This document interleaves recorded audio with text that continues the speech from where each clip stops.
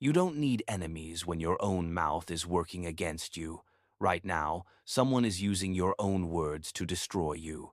They're sitting in a room, in a digital war room somewhere, planning your downfall with sentences you spoke months, even years ago. That joke you made, dismissive and fleeting, it's now evidence against you, meticulously logged and waiting for its moment. That secret you shared in a moment of perceived intimacy, it's not just leverage. It's a loaded gun in their hands, aimed squarely at your reputation, your career, your very future. That moment of weakness you fleetingly displayed, that lapse in judgment, that burst of emotion, it wasn't just a human error, it was their path to victory, a gaping wound in your strategic armor. You, like so many others, operate under the most dangerous delusion of modern life. You think your words disappear into thin air. You believe people forget what you say, dismissing it as casual chatter, ephemeral noise. You assume your conversations are safe, private, and inconsequential. This is the big lie, the master illusion perpetrated by a society that demands authenticity while secretly weaponizing every raw emotion. Every successful person, every rising star, has fallen not to external threats but to words they desperately wish they could take back. Every empire, from ancient Rome to modern corporate giants, has crumbled because someone, somewhere, at a critical juncture, said too much. Every friendship, every alliance, every intimate bond has died not from a lack of affection but because trust was broken by loose tongues, by the careless spilling of confidential truths. The ancient masters, the true architects of power, understood something we've collectively forgotten, something the architects of our digital surveillance state know all too well. Your mouth is not just a tool for communication, it is your most dangerous enemy, a Trojan horse delivering intelligence directly to your adversaries. It reveals your deepest secrets, exposes your most critical weaknesses, and hands your enemies precisely what they need to defeat you, all wrapped in the guise of open dialogue or emotional transparency. Niccolo Machiavelli, the ultimate cartographer of human power dynamics, spent his life dissecting the anatomy of control. He discovered the ultimate brutal truth. Those who master their words, who wield their voice with surgical precision, control their destiny. Those who don't become unwitting victims, pawns in a game where their own voice is the executioner. In the next few minutes, you won't just discover 10 psychological traps. You'll uncover the matrix of manipulation that turns your mouth into your own personal executioner. These situations aren't rare anomalies. They are daily occurrences, the invisible strings of power pulled by those who understand the game. Only the truly wise, the strategically disciplined, recognize them before it's too late, before their words become the shackles of their own making. This isn't about politeness, it's about survival. This isn't about being nice, it's about being powerful. Drop this affirmation in the comments if you're ready to take control, to transmute weakness into strategic power. I speak only to win. Number 1. The rage revelation. Anger isn't just an emotion, it's a truth serum, a potent chemical weapon that your enemies can deploy against you. When fury takes control, your prefrontal cortex, the brain's security system, catastrophically shuts down. Your mouth transforms from a controlled instrument into a confession booth, broadcasting every hidden vulnerability. Every grievance you've silently endured, every resentment you've carefully hidden beneath a veneer of professionalism, every dark thought you've suppressed deep within your psyche, they all come pouring out like poison, raw and unfiltered. The person who triggered your anger isn't your enemy in that moment. They are your interrogator, a master of psychological warfare. They've just discovered the fastest, most brutal way to extract your deepest, most damaging truths. While you're busy feeling justified in your righteous rage, caught in the intoxicating rush of emotional catharsis, they're busy collecting intelligence, meticulously cataloging every confession, every accusation. They're seeing who you really are beneath the carefully constructed mask, mapping your triggers, identifying your deepest insecurities. Rage doesn't make you powerful, it makes you tragically predictable. Once someone knows what makes you explode, what emotional button to press, they don't just know you, they own you. They can trigger your fury whenever they need you to reveal something critical, to make a catastrophic mistake, or to destroy your own credibility in front of a crucial audience. Your anger, that raw, primal scream for justice, becomes their remote control, their ultimate leverage. The most dangerous part isn't even what you say. It's who hears it, who records it, who files it away for future deployment. Your fleeting moment of rage becomes their permanent record of your character, a digital scarlet letter. Your temporary loss of control becomes their permanent, incontrovertible evidence against you. Machiavelli once said, "He who wishes to be obeyed must know how to command. Command, true command, begins not with subordinates, but with the ruthless command of yourself. If you cannot control your own mouth when angry, if you cannot master the tempest within, you will never control anything else that truly matters. Your career trajectory, your relationships, your legacy. Your rage is not righteous. It is weakness wearing the mask of strength, a self-inflicted wound. The truly powerful feel anger, a white-hot crucible of emotion, but they never ever show it publicly. They process fury privately, in the cold, calculated silence of their own strategic minds, and respond not emotionally, but strategically, with precision and deadly intent. They understand that today's emotional explosion becomes tomorrow's ammunition for their enemies, a gift of intelligence to those who seek their downfall. They realize that in a world where every utterance can be recorded, amplified, and weaponized, emotional restraint is not just a virtue, it is a tactical imperative. When the system wants you to rage, it's often because your rage blinds you, disarms you, and makes you a convenient puppet. Don't be that puppet. I want you to drop this affirmation in the comments, internalizing a fundamental truth of power. My anger serves me. Number 2, the victory parade. Success isn't just a reward, it's an intoxicant, more potent and insidious than any alcohol. When you're winning, when you've achieved a breakthrough, your ego doesn't just demand recognition, it screams for it. You crave applause for your brilliance, not just privately, but publicly, ostentatiously. You need credit for your strategy, for your ingenuity, for the relentless grind behind the scenes. You yearn for everyone to know how clever you've been, how you outmaneuvered, outsmarted, and outlasted your rivals. This insatiable need for validation, this hunger for public acclamation, destroys more winners, more empires, more legacies than failure ever could. Every explanation of your success, every detailed anecdote of your journey to the top is not a celebration, it's a tutorial for your competitors, a masterclass in how to replicate your achievements. Every revelation of your strategy, every proud disclosure of your methods is a roadmap for those who want to defeat you, a blueprint for your replacement. Every detail you share about your innovative processes, your unique insights, your carefully guarded secrets of victory, transforms into a blueprint for your replacement, handed over on a silver platter. The hunger for recognition is a trap, exquisitely designed, that catches even the most brilliant minds, the most formidable leaders. They can't resist explaining their genius, their foresight, their unique advantage. They can't stay quiet about their victories, mistaking public praise for enduring power. They transform from mysterious, formidable winners into transparent, vulnerable losers. With every word they speak, every boast they utter, your competitors aren't celebrating your success, they're dissecting it.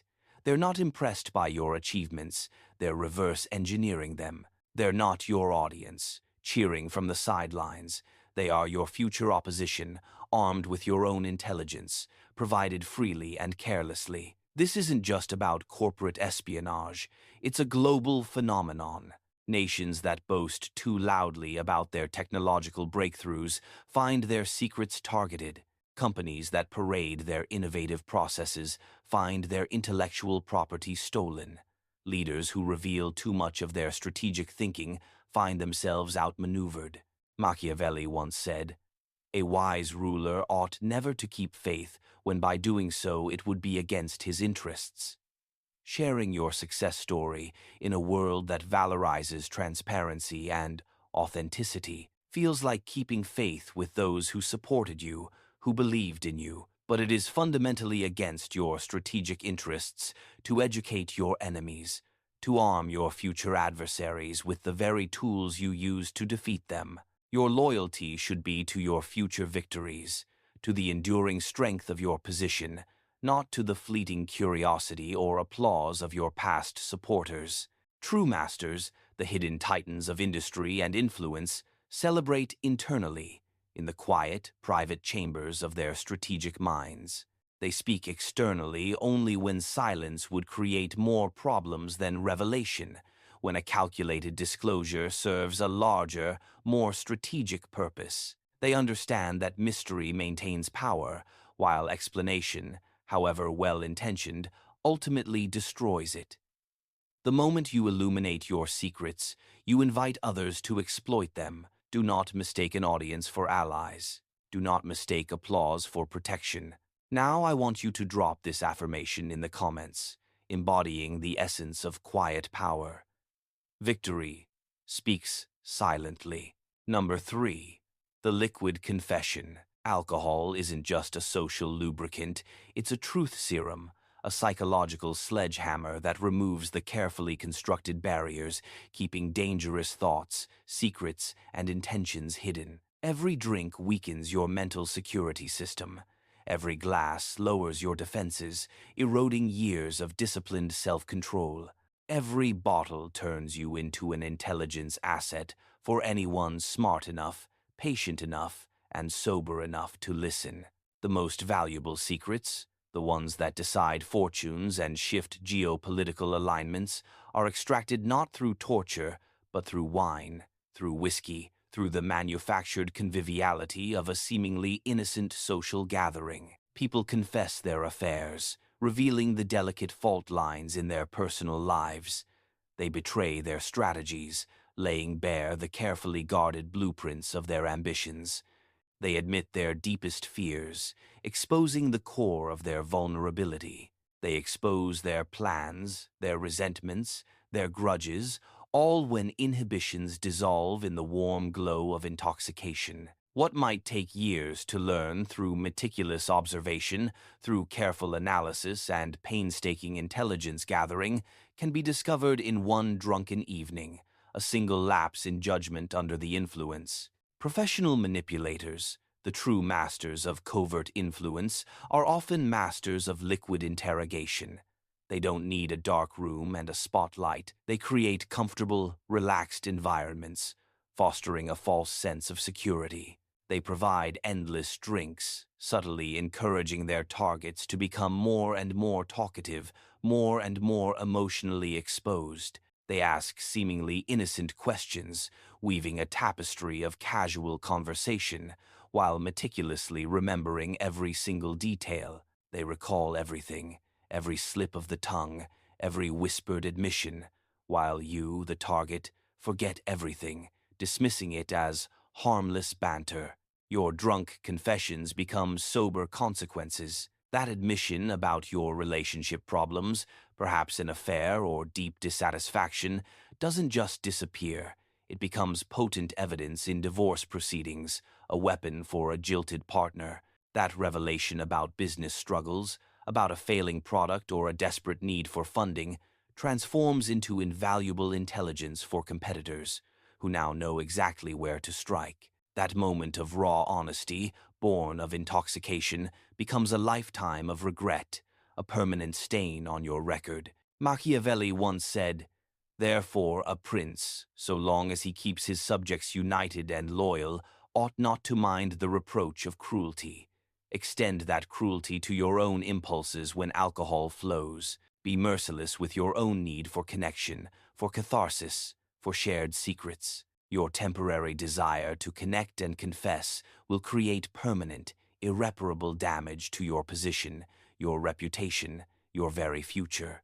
The momentary pleasure of sharing secrets, of unburdening yourself, becomes the lasting pain of being exposed, exploited, and ultimately destroyed. Smart people drink strategically, sparingly, or not at all. They understand that in a hyper-connected world where everyone has recording devices, where every utterance, every photograph, every casual remark can become evidence, every intoxicated word is a liability. They choose clarity over connection, vigilance over vulnerability, especially when the stakes matter, when their destiny hangs in the balance. Don't let a moment of engineered relaxation be your undoing. Drop this affirmation in the comments, a declaration of unwavering control. Clarity is my power. Number 4. The breaking point. Pressure doesn't just reveal character, it exposes the fundamental fragility of most people, forcing them to discover they possess far less character, far less resilience than they ever imagined. When stress mounts, a relentless wave of demands and expectations, when deadlines approach with the speed of an approaching storm, the civilized mask, the carefully constructed persona, slips away. What emerges is often ugly, weak, and perfectly exploitable by those who understand the dark currents of human psychology. Stress isn't just a burden, it's a crucible designed to purify the strong and melt away the weak. Stress creates desperation, a raw, primal need for relief. And desperation, like alcohol, creates confession. Under the relentless hammer of pressure, people admit they're unqualified, revealing the cracks in their competence. They reveal they're struggling, exposing the gaping holes in their strategic defenses. They confess they're failing, confirming the very fears their adversaries hope to exploit. They think they're seeking support, reaching out for a lifeline, but they're actually providing their enemies with precise targeting information, mapping out their vulnerabilities with chilling accuracy. This isn't merely an emotional breakdown. It's a strategic intelligence leak. The most dangerous stress confessions happen to those closest to you, the ones you mistakenly believe are safe harbors. You tell family about your work struggles, revealing sensitive information that can be inadvertently leaked or twisted. You confide in friends about your relationship problems, offering them insight into your emotional weak spots. You whisper to colleagues about your inadequacies, gifting them leverage they can use to jockey for position. Each confession, each moment of perceived vulnerability creates a new chink in your armor, a vulnerability that can be weaponized against you later, a ticking time bomb of potential exploitation. Your breaking point isn't a moment of authentic vulnerability that builds connection. It's a moment of exploitation, meticulously observed and strategically filed away. While you're focused on relieving the crushing pressure, others are focused on applying it, calibrating it, ensuring it extracts maximum intelligence. Your stress becomes their opportunity. An opportunity to extract information, to gain advantage, to subtly position themselves for your inevitable downfall. They don't just watch you break, they catalog how you break, and use that knowledge to ensure you remain broken, or at least strategically impaired. Machiavelli once said, "It is better to be feared than loved if you cannot be both." When you break under pressure, when you crumble and reveal your weaknesses, you inspire neither fear nor love. You inspire contempt, a quiet, corrosive disdain. People, especially those in positions of power, lose respect for those who cannot handle stress professionally, who cannot maintain their composure under fire. Your moment of weakness, that desperate plea for help, becomes their permanent, damning assessment of your capabilities. Pressure itself is not your enemy. Your response to pressure is. Master your response, cultivate an impenetrable shield of composure, and pressure becomes a formidable tool for eliminating weak competitors who eagerly reveal themselves under stress, leaving the field clear for those who remain unyielding. Pressure is the ultimate litmus test for power. Drop this affirmation in the comments, a mantra for the unyielding. Pressure builds diamonds. Number 5. The sympathy extraction. Professional manipulators don't attack directly. That's the tactic of the amateur. Instead, they appear vulnerable, often dramatically so. They share carefully crafted, emotionally resonant stories of struggle, revealing strategic weaknesses that feel authentic but are entirely fabricated or exaggerated. They make you feel like their savior, the only one capable of understanding their plight, of pulling them from the brink. While you're busy feeling important, needed, and morally superior, they're busy extracting every piece of valuable information you possess, every secret you unwittingly share in your haste to help. This isn't just empathy.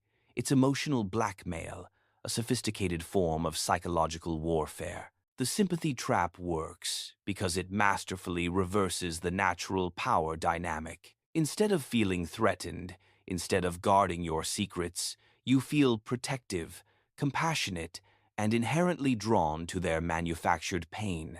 Instead of maintaining a strategic distance, you eagerly share your own vulnerabilities, creating an intimacy that feels genuine but is purely transactional, an intimacy that can be ruthlessly exploited later. Real vulnerability, the kind that fosters genuine connection, is rare, messy, and often unattractive. Performed vulnerability, on the other hand, is polished, perfectly articulated, and ruthlessly purposeful. It is a calculated performance designed to elicit a specific, exploitable response. Learn to distinguish between genuine need and strategic manipulation. The person who tells the perfect sob story, whose narrative is too seamless, too perfectly designed to tug at your heartstrings, is often the most dangerous predator in the room, hiding in plain sight behind a mask of suffering. Your compassion, that innate human desire to alleviate suffering,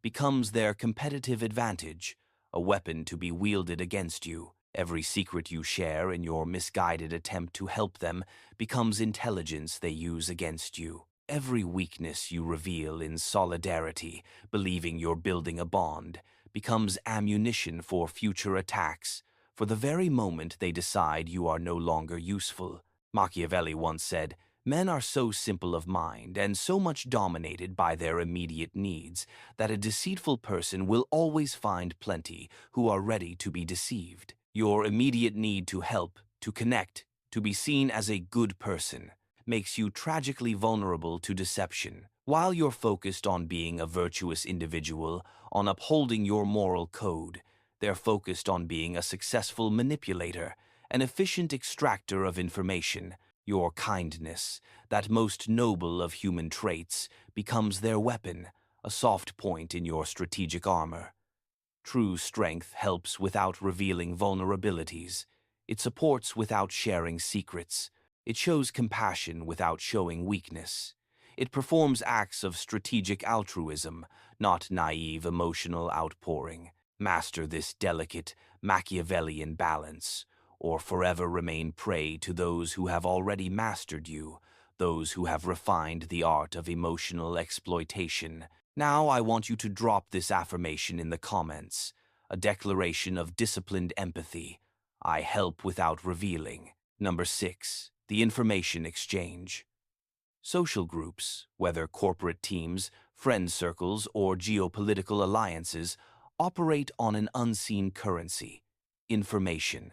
Every secret shared, every opinion revealed, every confidence broken, every whisper of gossip, each holds a specific, measurable value in the social marketplace. When you participate in gossip, when you engage in the casual exchange of rumors and personal details, you're not just passing time, you're actively trading intelligence, and most people are absolutely terrible negotiators, consistently giving away more than they receive. The gossip economy has simple, brutal rules, understood by every successful power player. Information flows upward towards those who hold power, those who can use it strategically, and betrayal, the inevitable consequence of loose tongues, flows downward, crushing those who are perceived as weak, untrustworthy, or easily manipulated. The person who meticulously collects secrets, who absorbs intelligence without ever betraying their own, steadily accumulates power, becoming an indispensable node in the network. The person who shares secrets, who carelessly distributes valuable intelligence without collecting anything meaningful in return, becomes powerless, an easily discarded pawn. Every workplace, every friend group, every community, every political movement has its information brokers. They appear interested, trustworthy, and incredibly connected. They seem like the hub of social activity, the person everyone confides in. But they're not just being friendly. They're actually running sophisticated, low-key intelligence operations where your deepest secrets are the product and your trusting, naive candor is the transaction cost. They are not your confidantes, they are your unwitting data miners. The most dangerous aspect of gossip isn't what you say about others, though that is damaging enough. It's what your participation in gossip reveals about you. Every secret you share, every piece of confidential information you pass along, proves to the discerning observer that you cannot be trusted with sensitive material. Every confidence you break, every trust you betray, advertises your unreliability, your moral flexibility, your fundamental lack of discretion. Every piece of gossip you spread, every whisper you contribute, becomes irrefutable evidence of your character or lack thereof. Machiavelli once said, "The way men live is so far removed from the way they ought to live that anyone who abandons what is for what should be pursues his downfall rather than his preservation." You, caught in the web of societal expectations, might think gossip ought to be harmless social bonding, a way to connect and feel included. The brutal reality is that it is information warfare, a covert battleground where your secrets, your reputation, and your future are traded like commodities. While you focus on what should be a world of open, honest communication, others are ruthlessly exploiting what actually is a marketplace for intelligence, a network of whispers and subtle betrayals. Master the information economy by becoming a collector rather than a distributor. Listen to everything, absorb every detail, every nuance, every unspoken implication. Contribute nothing valuable, nothing that can be traced back to you. And watch, with detached amusement, as others eagerly destroy themselves with their own loose tongues, paving the way for your silent ascent. Drop this affirmation in the comments. A declaration of your strategic intent. Secrets flow to me. Number 7. The authority trap. When power, in its cold, unfeeling apparatus, challenges you unfairly, when it questions your competence or casts doubt upon your integrity, every primal instinct screams for justice. You want to defend yourself, to prove your worth, to demonstrate your competence, your unwavering loyalty. This instinct, however noble it may feel, is a trap, meticulously designed to destroy careers, relationships, and reputations. Authority doesn't want your explanations. It wants your submission, your unwavering, unquestioning obedience. Most challenges from authority, especially those that feel unjust or arbitrary, are not genuine conflicts but tests. Psychological litmus tests disguised as confrontations. They're designed to reveal whether you can handle immense pressure, accept criticism, however unfounded, and maintain an impenetrable veneer of professionalism under fire. When you respond emotionally, with righteous indignation or a desperate plea for fairness, you fail the test. You confirm their assessment of your limitations, your emotional immaturity, your inability to operate within the strictures of power. You prove yourself a liability, not an asset. The fairness you demand, the justice you believe you deserve, doesn't exist within power structures. Power operates by its own brutal logic, a logic devoid of sentiment. The respect you expect, the recognition you feel entitled to, must be earned through consistent, undeniable results, not demanded through eloquent arguments or impassioned pleas. The understanding you seek, the empathy you crave, will never come from challenging those who hold your future, your career, your very destiny in their hands. Your defense, however well articulated, becomes your prosecution, providing them with more evidence of your insubordination, your lack of self-control. Every word you speak to justify yourself becomes evidence of your inability to accept responsibility, to absorb criticism without breaking ranks. Every argument you make, every logical refutation you present, proves you lack the strategic wisdom to recognize when silence, absolute and unwavering, serves you infinitely better than speech, however eloquent. Machiavelli once said, "Politics have no relation to morals." The moral outrage you feel about unfair treatment, the burning injustice that consumes you, is utterly irrelevant to your success within a system designed to reward control, not righteousness. Power operates by different rules than justice, by different laws than morality. Your choice is stark and uncompromising. Adapt to these rules, master them, and use them to your advantage, or become their inevitable victim, crushed by a system you fail to understand. Smart people respond to authority challenges not with defiance, but with strategic compliance, followed by exceptional, undeniable performance. They prove their worth through results, through measurable output, not through rhetoric, not through verbal gymnastics. They understand that today's unfair criticism, that seemingly crushing blow, can become tomorrow's unparalleled opportunity if handled correctly, if transmuted into a silent, potent demonstration of superior capability. Drop this affirmation in the comments, a declaration of strategic intent. Results prove everything. Number 8. The revenge revelation. When relationships, whether personal or professional, end in betrayal, when trust is shattered and loyalty evaporates, you possess a unique and dangerous arsenal: nuclear intelligence. You hold their deepest secrets, their most crippling fears, their professional failures, their personal weaknesses, the raw data of their vulnerabilities. The temptation to weaponize this information, to unleash it in a devastating verbal attack, feels like justice, a righteous retribution for the pain inflicted. But revenge through revelation is not just a dangerous impulse. It is a suicide strategy, a self-inflicted wound that ultimately destroys you far more profoundly than it ever harms your target. Every relationship, however fleeting, is a mutual intelligence exchange, a reciprocal unveiling of vulnerabilities.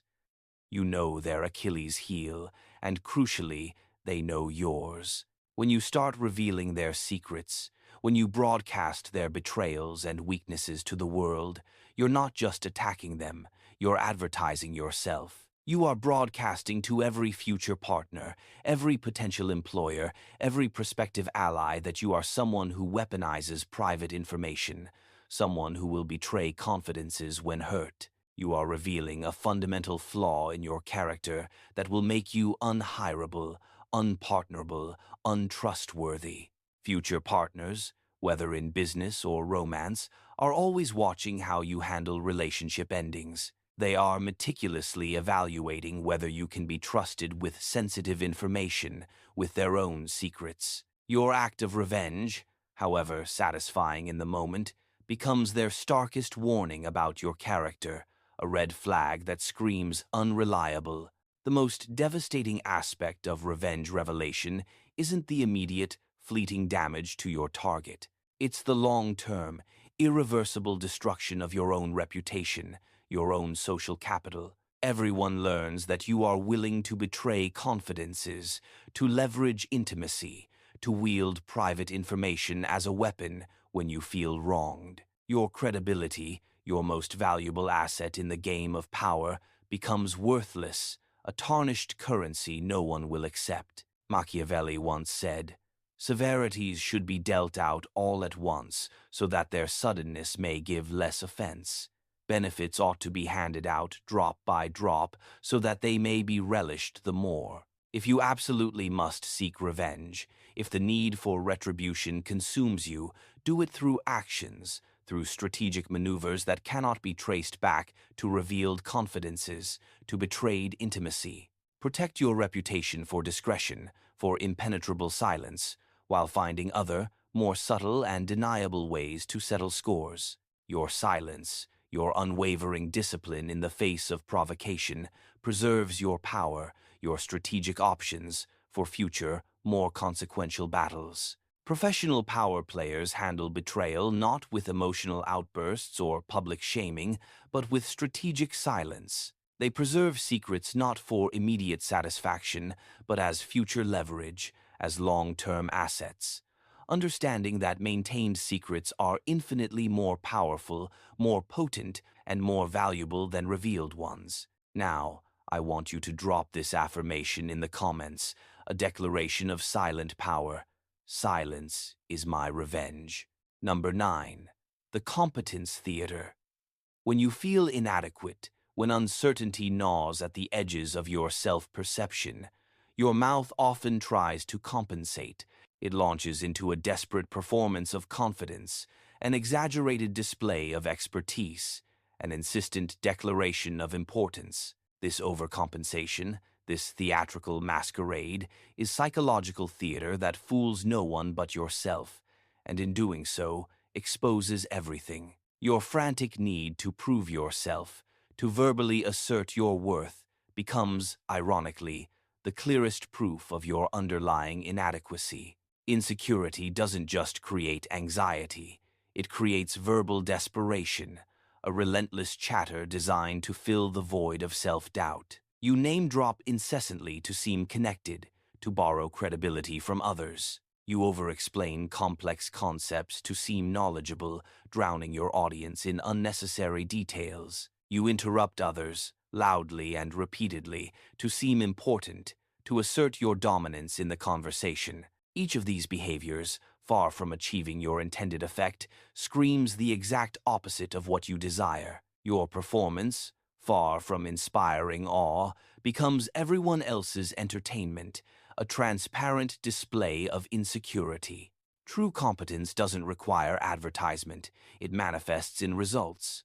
Real expertise doesn't need endless explanation, it speaks for itself through demonstrable skill. Genuine confidence doesn't seek validation, it operates from an inner wellspring of self-assurance. When you constantly perform these qualities through words, when you incessantly verbalize your supposed strengths, you prove, through your very actions, that you don't actually possess them through substance.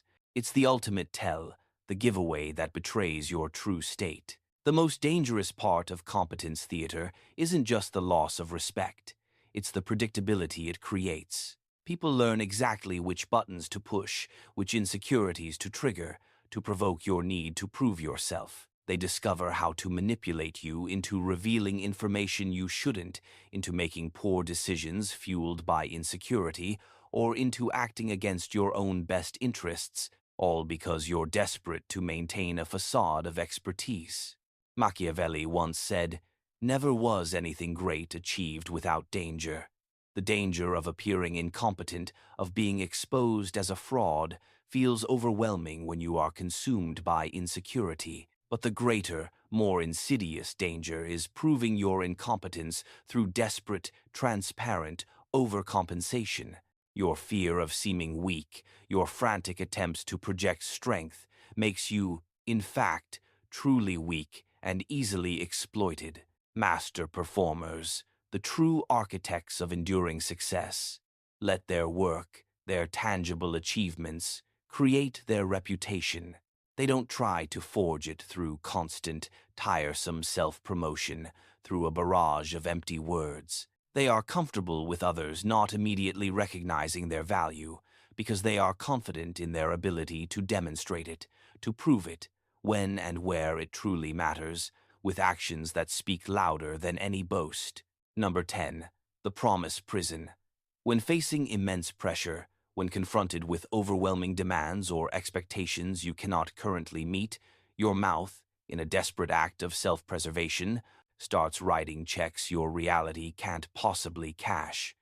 Promises, grand and sweeping, feel like immediate solutions because they appear to solve present problems without requiring immediate capability or effort.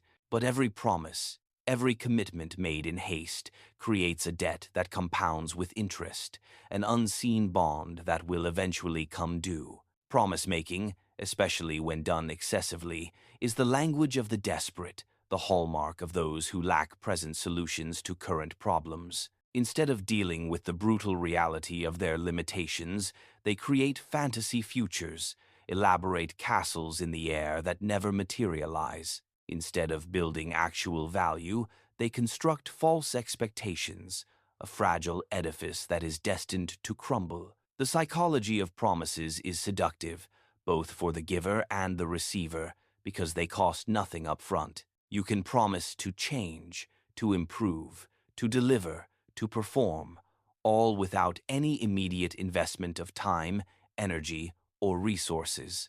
The payment, however, comes later, when credibility is destroyed, when trust is irrevocably broken, and when your reputation lies in tatters. Every unfulfilled promise, every commitment made and not honored, becomes damning evidence against your reliability, a permanent blemish on your record.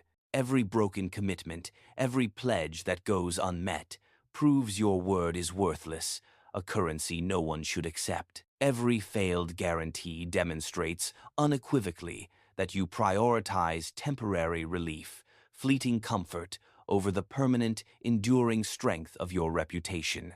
Machiavelli once said, "He who builds on the people builds on the mud." Promises are built on hope, on belief in an unseen future, which is as unstable and unreliable as mud. People want to believe your commitments, your grand pronouncements, because it often solves their immediate problems, however temporarily. But when promises fail, when the fantasy future collides with harsh reality, both the builder and the foundation collapse together, burying everyone involved in the debris of shattered expectations. Strategic operators, the true architects of long-term power, make fewer promises, but they ensure those they do make are ironclad. They choose to exceed expectations rather than making grand commitments they can't possibly keep. They understand the power of under-promising and over-delivering, building an unshakable reputation for reliability, for tangible results, rather than for empty rhetoric. They understand that true power whispers its intentions and then delivers thunder. Your mouth has been betraying you your entire life, operating as an unwitting saboteur, and you probably didn't even know it. Every conversation, every casual interaction is a potential minefield where one wrong word can destroy years of careful positioning, of meticulous reputation building. Every social interaction is not just a pleasant exchange, it's a high-stakes chess game where your words are either strategic moves calculated to advance your position or fatal blunders that expose you to your adversaries. The 10 situations we've explored aren't rare events, anomalies in an otherwise safe world. They are daily occurrences, invisible currents flowing through every interaction, happening to everyone around you right now. The difference between victims, constantly wondering why their efforts are thwarted, and victors who seem to effortlessly rise to power isn't intelligence or opportunity. It's the profound understanding that words have immense, often irreversible, consequences, and that silence, wielded strategically, possesses an unparalleled, devastating power. Machiavelli understood what most people never learn, what society actively trains you to forget. The game of life, the ultimate contest for power and influence, is won not by those who speak their minds, not by those who wear their hearts on their sleeves. It is won by those who control their minds before they speak, by those who master the art of disciplined silence and targeted speech. Every word you utter either strengthens your position, solidifies your influence, and builds your empire, or it weakens it, eroding your foundation piece by piece. Every silence either protects you, shields your vulnerabilities, and allows you to observe, or it costs you an invaluable opportunity to control the narrative. In a world where everything is recorded, remembered, data mined, and potentially weaponized against you, your verbal discipline, your ability to control the flow of information, becomes your most valuable skill, your ultimate defense. Your ability to speak strategically rather than emotionally, to choose words as a surgeon chooses a scalpel rather than a blunt instrument, determines whether you'll control your destiny or become a victim of your own voice, a pawn in someone else's game. The most successful people throughout history weren't the most talkative, the most flamboyant, or the most authentic. They were the most strategic. They spoke only when their words could build, could advance their agenda, could solidify their power, and they stayed silent, an impenetrable fortress of discipline when their words could destroy, could create vulnerabilities. They understood that in the ultimate game of power and influence, your mouth can be your greatest asset, your most potent weapon. Or, unchecked, undisciplined, and naive, it can be your most dangerous liability, a tool for your own execution. The choice is yours, stark and unyielding. Will you continue letting your mouth sabotage your success, feeding the beast of public opinion with your raw emotions? Or will you master the ancient art of strategic communication, transforming your voice into an instrument of power? Will you keep feeding your enemies intelligence through careless, emotional conversation? Or will you join the ranks of those who understand that true power whispers, calculates, and acts, while weakness shouts, brags, and ultimately self-destructs? Your words will either build your empire, brick by silent, strategic brick, or they will become the very tools others use to tear it down, to obliterate your legacy. The decision you make right now, the commitment you forge to verbal discipline, will determine which path your life follows, which destiny you claim. Remember, in a world full of people who can't control their tongues, who are eager to reveal all, the person who masters their mouth masters their destiny. If this revelation opened your eyes to how your own words have been used against you, to the unseen battle being waged with your voice, subscribe now for more insights into the dark psychology of power and manipulation. Your future self, the powerful, strategic self, will thank you for learning these lessons before it's too late.